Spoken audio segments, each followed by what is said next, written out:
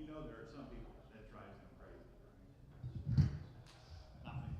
I'm not. You never got to know my mom. She was a character. No.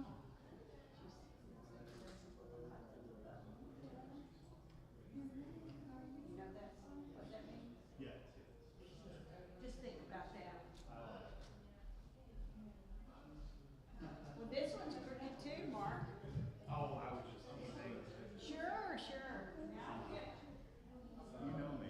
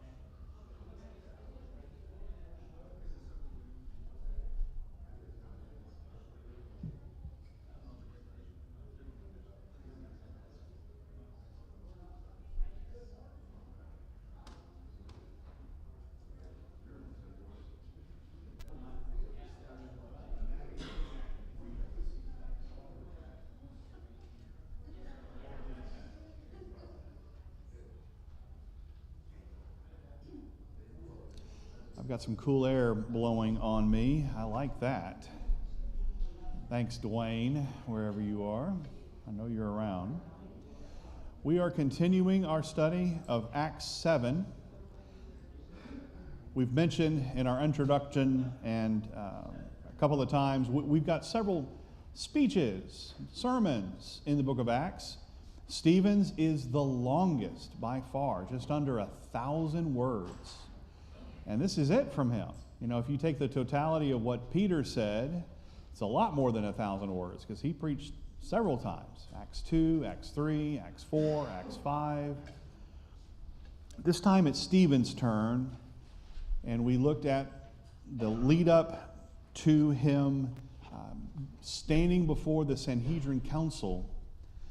And we've seen that twice, right? We've seen the Sanhedrin Council with Peter and John, then with Peter and the apostles, Peter taking the lead as it's presented to us. This time it is Stephen by himself, and the religious leaders, the Sanhedrin Council, they have something they didn't have before. They have some people who are supporting them, some people who refuse to acknowledge Jesus as the Messiah, and so they have that on their side. Prior to this, when the apostles were in the clutches of the Sanhedrin, you remember how they were afraid to arrest the apostles, make a big deal out of it, for fear of the people? Well, they've got some momentum now. This is trial number 3. So we looked at those verses last week, leading up to Stephen's arrest. He's been accused in Acts 6, Acts 6, 8 through all of chapter 7 go together. And they've said some things about him. Acts 6:11, we have heard him speak blasphemous words against Moses and God.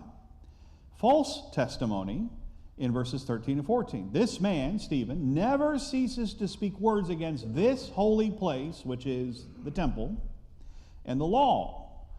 For we have heard him say that this Jesus of Nazareth will destroy this place and change the customs that Moses delivered to us. When we think of Christianity, today we think of it as a separate religion from the Mosaic Law, from Judaism.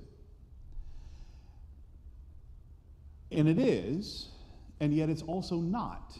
It is a continuation of what was begun in the Old Testament. Now here's the thing. What the Israelite people were waiting for was the Messiah. After the Babylonian captivity and on, they were waiting for the arrival of the Messiah and the fulfillment of the promises made to Abraham, and John emphasizes that here.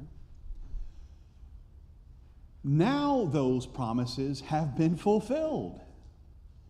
So what is it that Peter and now Stephen, what have they been trying to do to persuade the Sanhedrin Council what? Of what? They've been trying to prove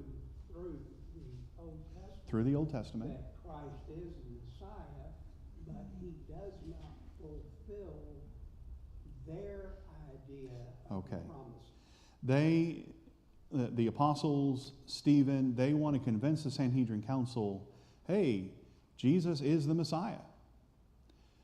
But the religious leaders, as we well know, the ones who crucified Jesus, who pushed all the buttons to make sure that happened, they rejected Jesus because he didn't fit their preconceived notion of what the Messiah is. For example, Jesus' lack of education, his focus on just common people being his apostles and disciples. Instead of them, the leaders.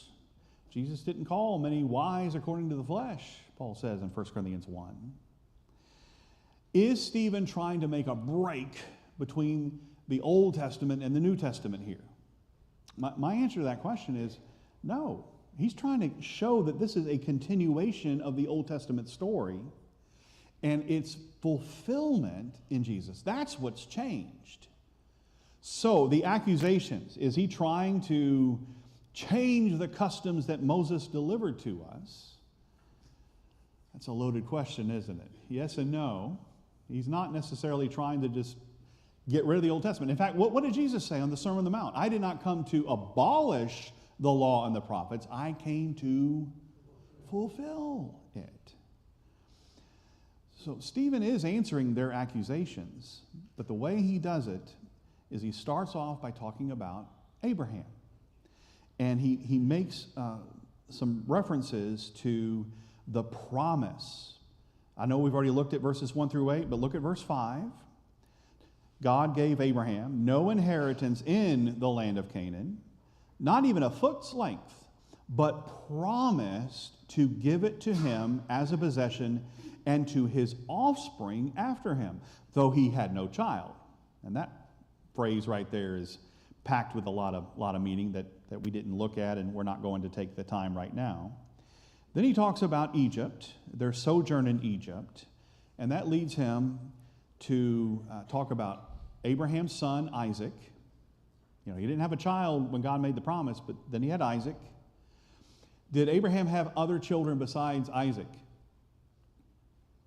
Yes, lots of other children. Ishmael comes to mind. He had other children with another woman named Keturah. And they became fathers of nations, sure. But which son was the son of promise through which the Abrahamic promise would pass on, that would eventually lead to Jesus? It wasn't through Ishmael or any other son. It was through Isaac. And then Isaac had 2 kids, right? Could the Abrahamic promise been passed on to Jacob, to Esau? He was the older one, right? But the older shall serve the younger. That's ancient history. Abraham, Isaac, Jacob. Then how many sons did Jacob have? 12, and they're mentioned there at the end of verse 8.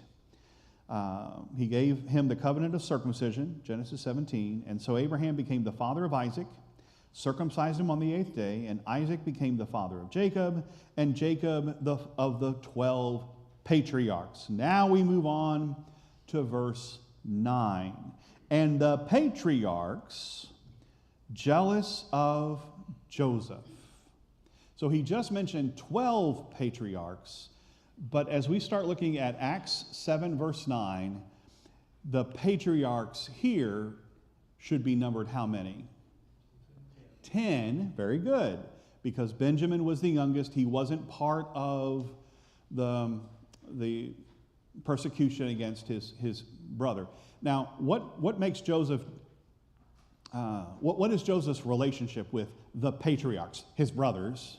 You know, they're the fathers of the tribes, Reuben, Simeon, Levi, Judah, Issachar, Zebulun, all those tribes. What is Joseph's relationship? What I'm looking for is they're half-brothers, right? They have the same father but different mothers. Does that affect their relationship? Yes, it does. Especially when Jacob does what? He gives Joseph a special coat of many colors. Where is all this recorded? The patriarchs, jealous of Joseph, sold him into Egypt. Where is that recorded? The story starts in Genesis 37. That's where the story of Joseph starts. It goes through the end, through chapter 50. It says, but God was with him and rescued him out of all his afflictions and gave him favor and wisdom before Pharaoh. God was with him. Where's that? That would be in Genesis 39, and I cite verses 2 and 21 because those are the 2 verses that specifically say the Lord was with Joseph. And that's what Stephen is alluding to. The Lord was with him, rescued him out of all his afflictions, getting prison. And then in chapter 41, you have him suddenly rise to power. He finds favor with, God gave him favor and wisdom before Pharaoh, king of Egypt, who made him ruler over Egypt and all his household. Now, we have studied the story of Joseph before. I know you all have studied it all throughout your lives. But what's really interesting is you have this divine summary of Genesis 37, 39, and 41 in 2 little verses.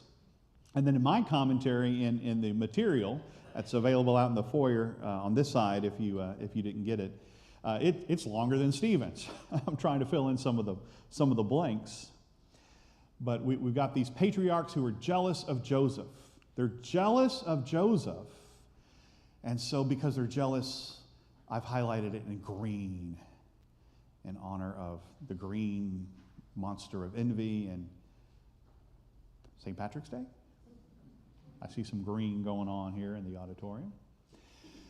In contrast to the reception Joseph received from his jealous brothers, a pagan king responded to Joseph how?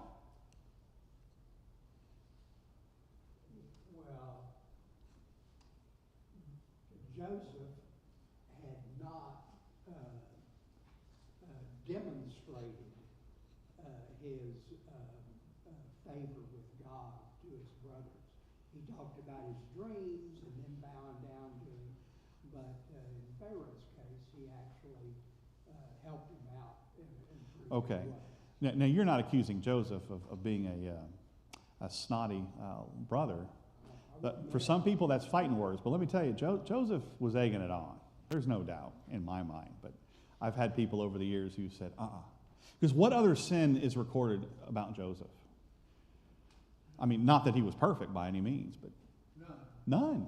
He was a typical teenager. A typical teenager. Okay, there you go. Except in Genesis 37, when he's 19, he refused to give in to sexual temptation. I was with his brothers. Right, a typical teenager with his brothers. And so now he's got Pharaoh showing him favor. So Joseph has done some growing up. But do you still think it was appropriate for the 10 patriarchs, for Joseph's half-brothers to sell him into slavery? And at first they were saying, let's kill him. But Stephen doesn't go over all of that. All right, two little words here. God gave him favor and wisdom. So not only did Joseph interpret the dreams for Pharaoh, and we're looking at Genesis 41, not going back and looking at it, trusting that you're familiar with most of this already. But God gave him favor and wisdom.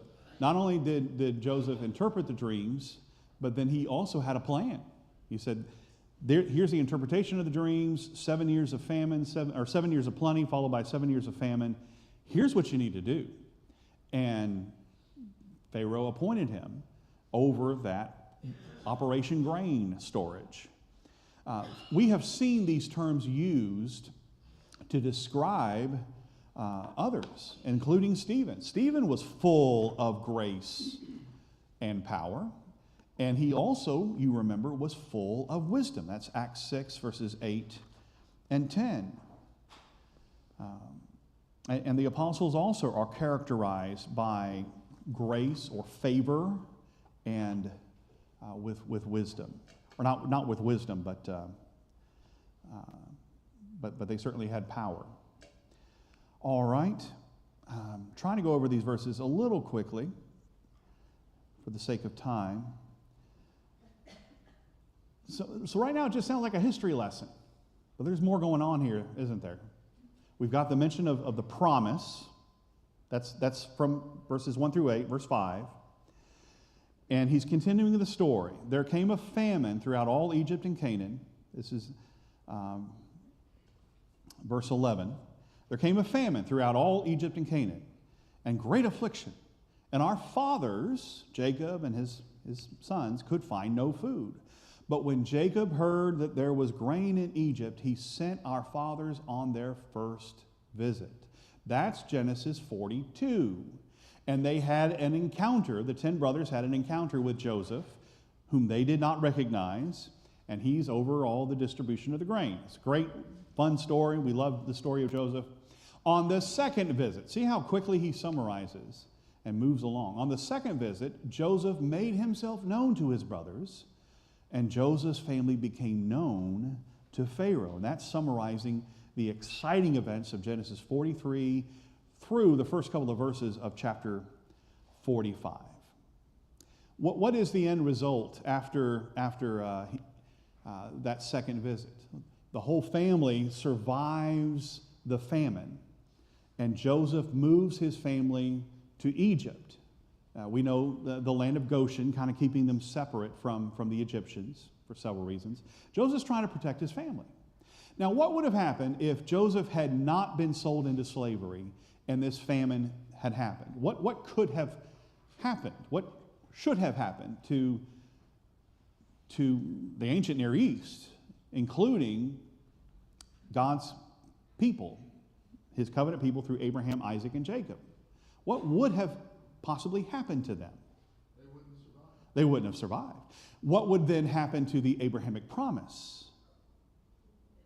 It would have died.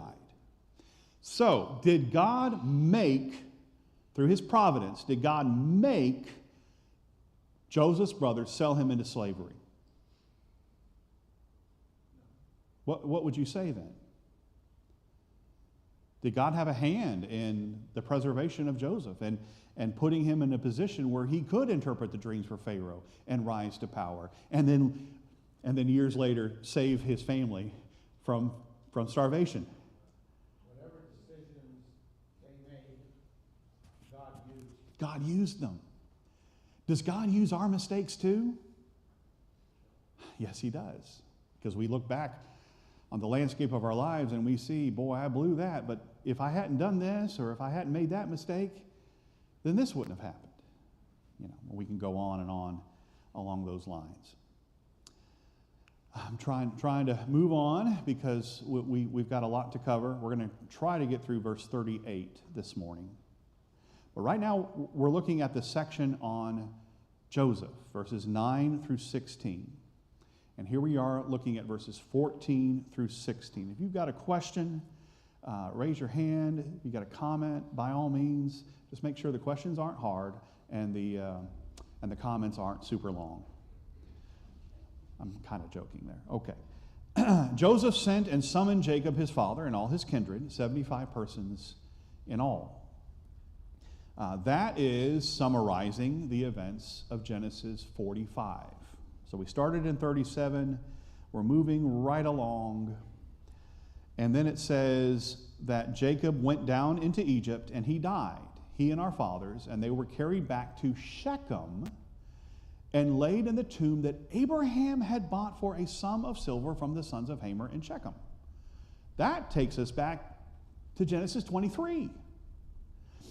You remember in Genesis 22, you had the sacrifice of Isaac, and then in Genesis 24, he marries Rebekah, and that's a comfort to him in the wake of his mother having passed away in the previous chapter in 23. I thought Abraham didn't own any land in the land of Canaan. But he bought a cave, the cave of Machpelah, so that he could do what? Bury his wife. Do you know who ended up being buried in that special tomb? Sarah and then Abraham, Isaac and Rebekah, Jacob and Leah. Oh, wait a minute. I thought, this is just an aside, Stephen doesn't talk about this. I think this is important. In that tomb, it wasn't Rachel lying next to Jacob. That was more logistic reasons, I suppose. But I think the significance is, it's not through Rachel that the Abrahamic promise continued. Jesus is a descendant not of the tribe of Joseph, of the tribe of Ephraim or Manasseh. He is of the tribe of Judah, whose mom was Leah. And so it's the Abrahamic promise legacy that is buried in that cave. And I think that's important for us to mention, even though Stephen doesn't make a point about that. But what we do need to remember is the promise. So we saw it back in verse 5, and I'm going to show it to you again on the screen. But here in verse 17, he mentions it again. But as the time of the promise drew near, which God had granted to Abraham. What we're trying to see is the continuity of Peter's defense. It's not just a history lesson. He's tying things in. He's bringing things in, and that's why we're taking, instead of 2 sessions on Stephen, we're going to take 3. Next Sunday, and I don't have the material written yet, but we're going to finish this defense because this is so important. I mean, why else would Luke record the entirety of this sermon? It's the longest sermon. The promise drew near. What promise? Well, the promise that God granted to Abraham. What was that promise? Genesis 12, 1 through 3. land, nation, seed, as we often refer to it as. The nation of Israel. When will they finally become a nation? I mean, right now you got 75 persons, 75 people. That's not a nation, is it? It's a big family. But in Exodus 1, that's when they increase and multiply. Have we seen that expression in the book of Acts? You bet.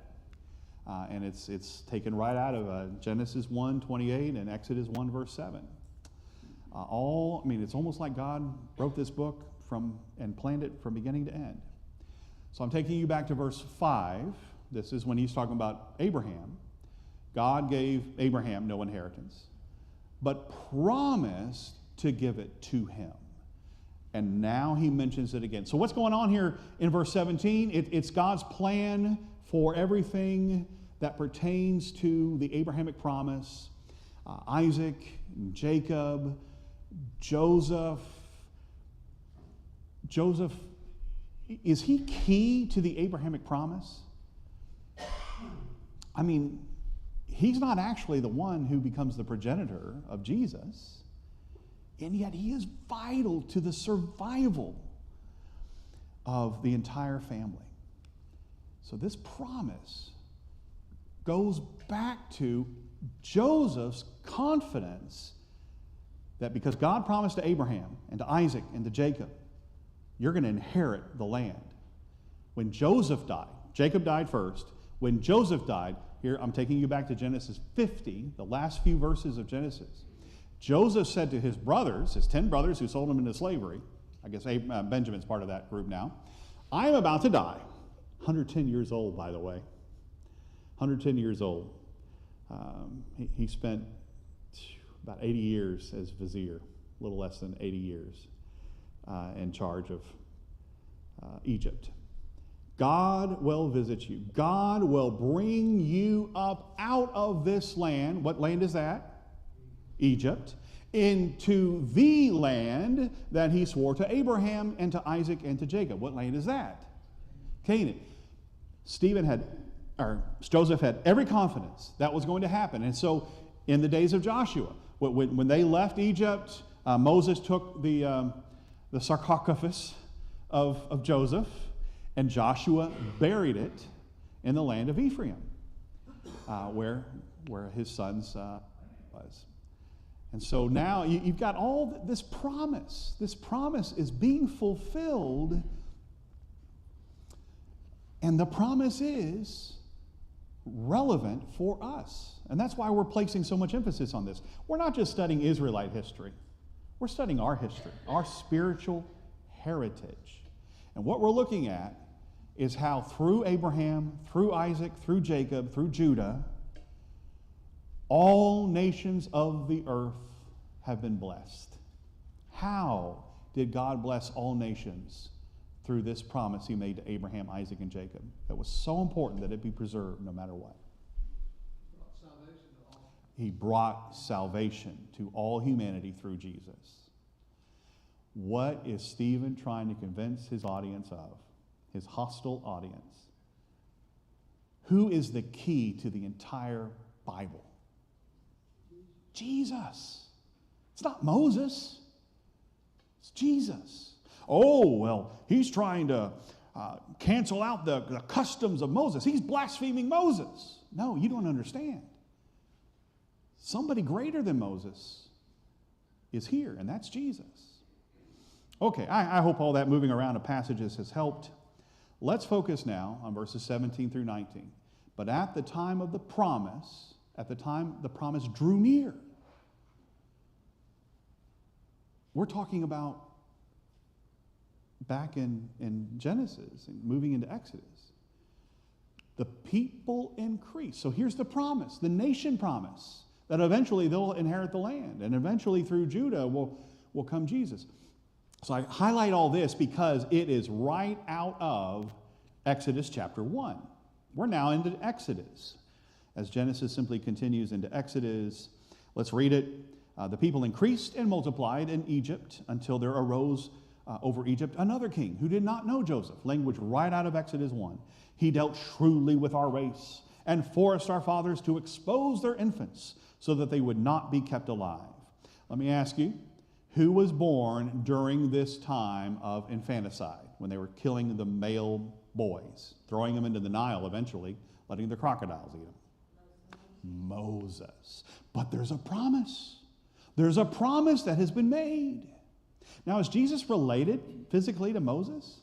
Is he a direct descendant of Moses? No, Moses was of the tribe of Levi. He's of the priestly tribe. His brother, Aaron, is the future high priest. So here he is as a baby Moses. Acts 7:20 through 22. At this time, Moses was born during this dangerous time in Egypt. He was beautiful in God's sight. We'll talk about that in a moment. He was brought up for 3 months in his father's house, and when he was exposed, Pharaoh's daughter adopted him and brought him up as her own son. Okay, let's just stop there for a moment. Is God's providence all over this? What should have happened to Moses in the days when the babies were supposed to be killed? He was saved.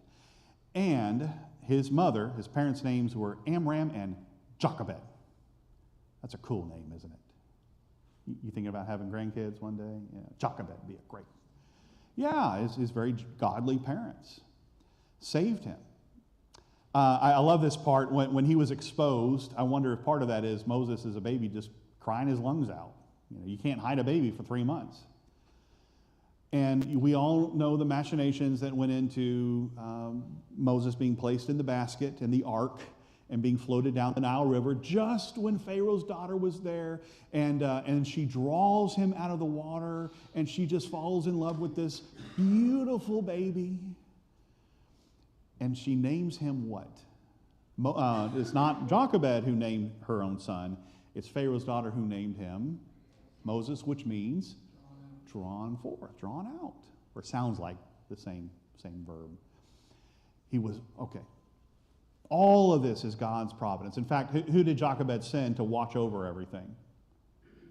Miriam. And then Miriam is the one who said, oh, would you like one of the Hebrew women to watch over this beautiful, wonderful little Hebrew baby? And she said, yeah. As if she never suspected it was this boy's own mother. All right, a lot of detail not mentioned here that we know about, that we delight in. I want you to look at this verse here, verse 22. I love this verse. This is actually new divine information that we've been given by Stephen. This is not specifically talked about in Exodus. Moses, who grew up in the palace, I guess, Moses was instructed in all the wisdom of the Egyptians. And he was mighty in his words and deeds. Let's just think about that for a moment. We're talking about Moses now. So we've left Abraham, verses 1 through 8. We've left Joseph, verses 9 through 16. And we're looking at Abraham, who will go all the way through. His involvement with Abraham will go all the way through, really, into verse 51. But we're not going to be able to finish that this morning. Through God's providence, Moses was saved from death.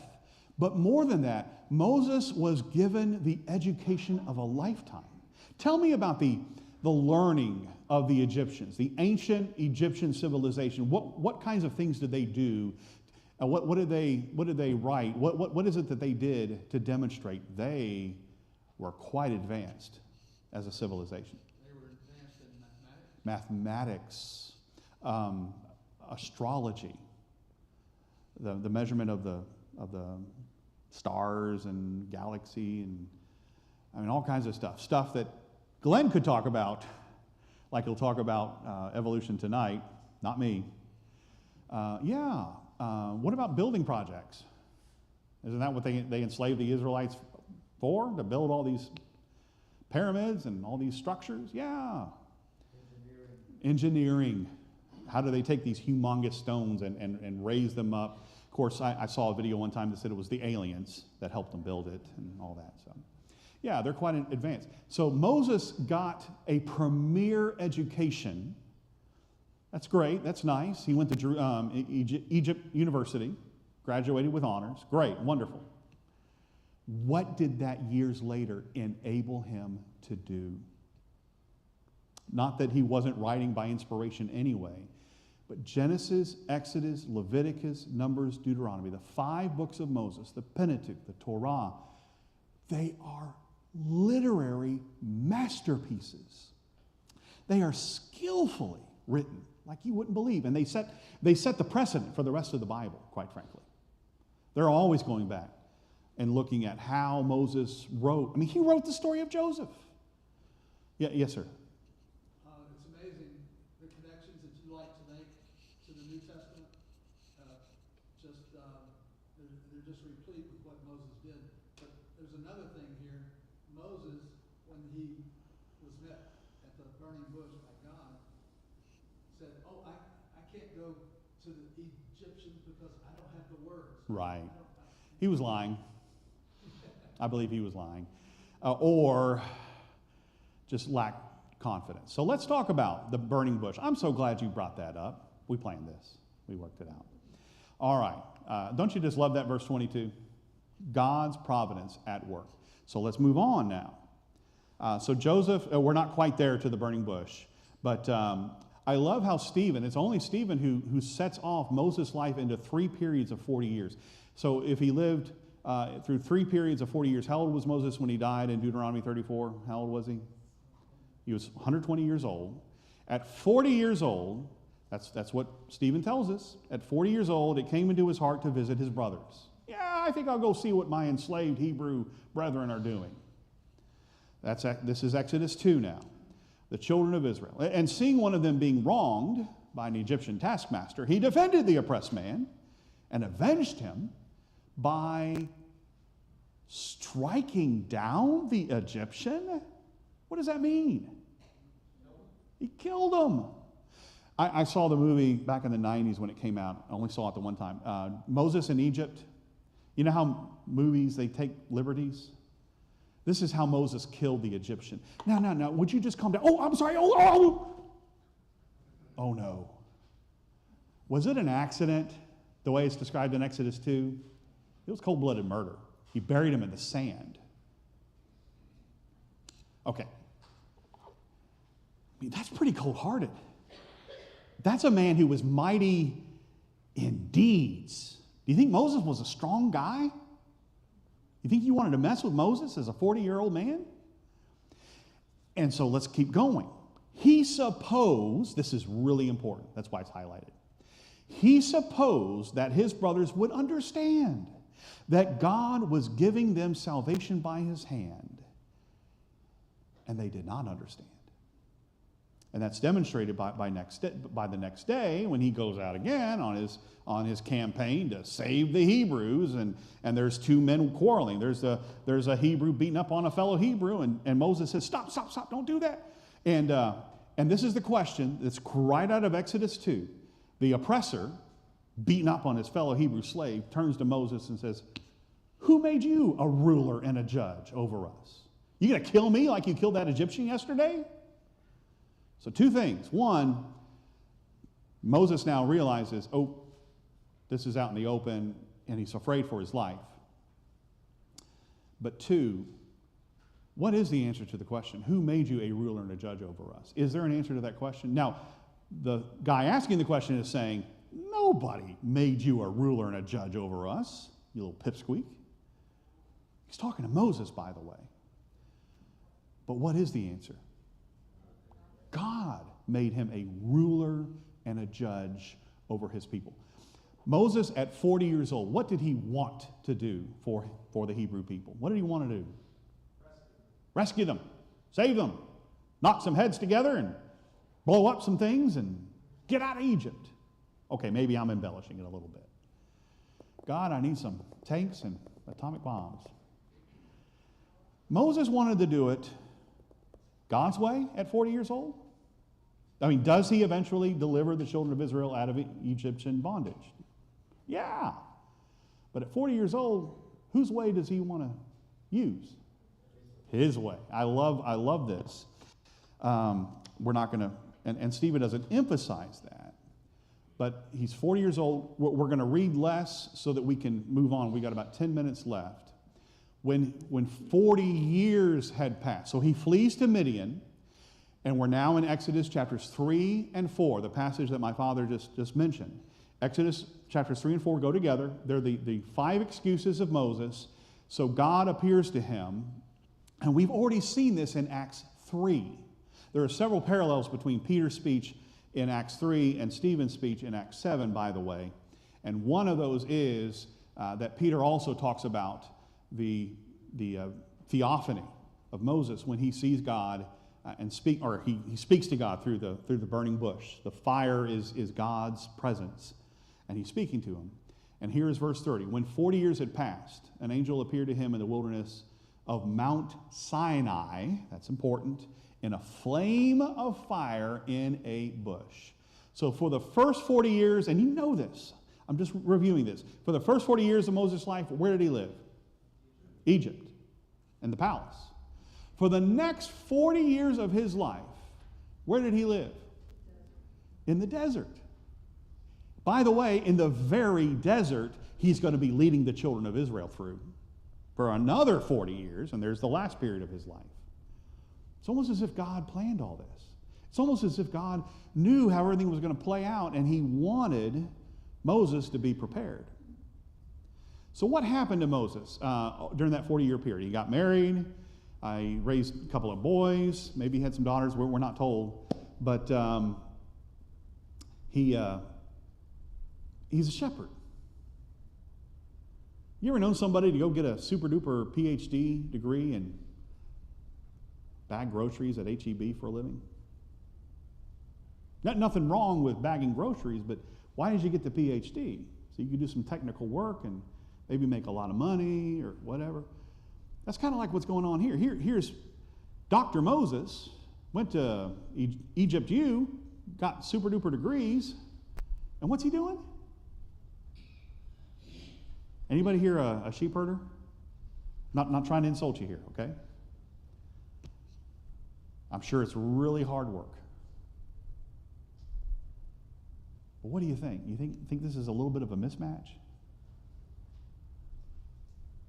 You think Moses, what good is Moses doing herding sheep for 40 years of his life when he was supposed to lead the children of Israel out of Egypt? Learning patience. Somebody come up with a different answer, because I don't like that answer. Learning patience. He's practicing leading the sheep. He's practicing leading the sheep. What he's gonna run I like that better. when he gets back home. Which means he's having to learn patience. 40 years old, let's do it now.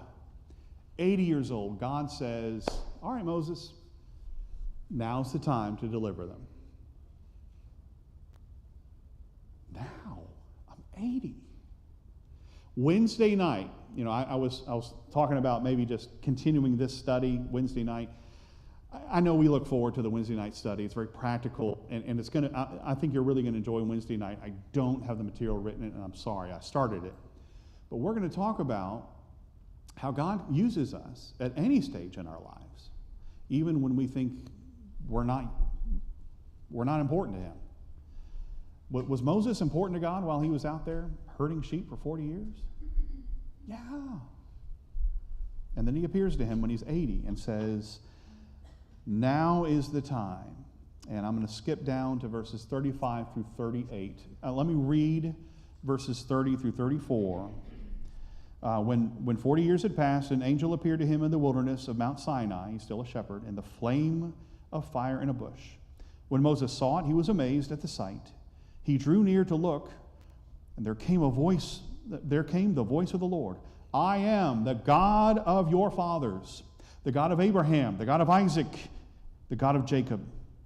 And Moses trembled and did not dare to look. Then the Lord said to him, take off your sandals from your feet, for the place where you are standing is holy ground. I have seen the affliction of my people who are in Egypt, and have heard their groaning, and I have come down to deliver them. And now come, I will send you to Egypt. Let's pause there. What did Moses then start doing in Exodus 3? Started making excuses, ending with, the next to last one, the fourth one was, I'm heavy of tongue.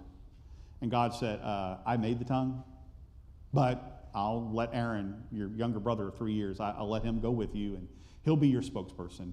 And then Moses' fifth excuse was, and Stephen doesn't talk about this, Moses' fifth excuse was, just send somebody else. I don't want to do it.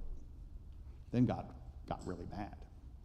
All right, Stephen has been building this speech, right? He's been building this defense. He's leading them along. He's trying to focus on the promise and the fulfillment of that promise. And this is a rhetorical effect. What he does is he mentions Moses with a pronoun, this Moses, this one, this man. Listen to it. He's just talked about God saying, I'm sending you right now, Moses. This Moses, whom they rejected, saying, who made you a ruler and a judge? This man God sent as both ruler and redeemer by the hand of the angel who appeared to him in the bush. This man led them out, performing wonders and signs in Egypt and at the Red Sea in the wilderness for 40 years. This is the Moses who said to the Israelites, God will raise up for you a prophet like me from your brothers. This is the one who was in the congregation in the wilderness with the angel. That's another one. This is the one who was in the congregation in the wilderness with the angel who spoke to him at Mount Sinai and with our fathers. Moses received the oracles, the living oracles, to give to us. That word oracle sounds fancy. It's just the word words, living words. He received the Torah. He received the instruction of the Lord. What is he doing here in verses 35 through 38? Can you hear him kind of stepping up the rhetoric? I don't know how else to describe it, but he's getting excited here. All right, there's so much that's important here. We've just got 2 or 3 minutes left. But let me just bring out a couple of ideas. Number one, he brings up that really important quotation from Exodus 1 that he's already mentioned. Who made you a ruler and a judge? He's now repeated it in his own speech. And what's the answer? God is the one who appointed him. This Moses, whom you rejected. So when Moses was a nobody, did people go, yay, Moses, we love Moses. If Moses can't do it, nobody can. Deliver us. Did they love Moses when he was 40? Did they love Moses when he was 80? Now they did in the first century. Oh, they revered him. And Moses himself says, let me tell you something. There's a prophet who's going to come after me. A prophet like me. And that's where we're going to pick up next week. Who is that prophet that he prophesied about in Deuteronomy 18, verse 15, that he's citing right here in Acts 7, verse 37. That was also quoted by Peter in Acts 3, verse 22, letting you know this is important. Moses himself said, there is coming after me a successor. There is coming somebody else after me. And who is that person? Jesus. What is Stephen's point? Are we coming to abolish Moses? No, we're coming to fulfill Moses. We're coming to show you how God had a plan, a promise that he made, and it is fulfilled in Jesus Christ. Is he trying to get these people to get mad? Is he trying to make them mad? Now, he does make them mad. What's he trying to do? What's Stephen trying to do? Get them to see. Convince them. Jesus is the fulfillment of Moses. We're going to get into the sin of idolatry starting in verse 39 next week. But I hope you'll reread Stephen's defense. I hope you'll go back through it with some of these details in your mind. It's just so exciting, so powerful. And we're going to really come down hard. Stephen's really going to come down hard. So much so, what's going to happen to him, and this is what we'll look at next week as we finish his defense. What's going to happen to Stephen? He's going to be killed. Yes, sir. One more connection between Moses and Jesus. Okay. Moses was born and there was an edict to kill all the babies. Yeah. Same thing with Jesus. Yeah, and Matthew 1 really brings that out. Yeah, there's so many parallels between Jesus and Moses. Don't even get us started. Moses was the lawgiver. Jesus was the great lawgiver. Moses built the tabernacle. Jesus is the new tabernacle. He is the temple, as we've been talking. Isn't this amazing? How it all comes together. How brilliantly Stephen brings it all together. You're going to be absolutely amazed at his quotation of Isaiah 66, verses 1 and 2. If this isn't something you're familiar with or you've forgotten about, next week we're going to finish Stephen's defense. Thank you.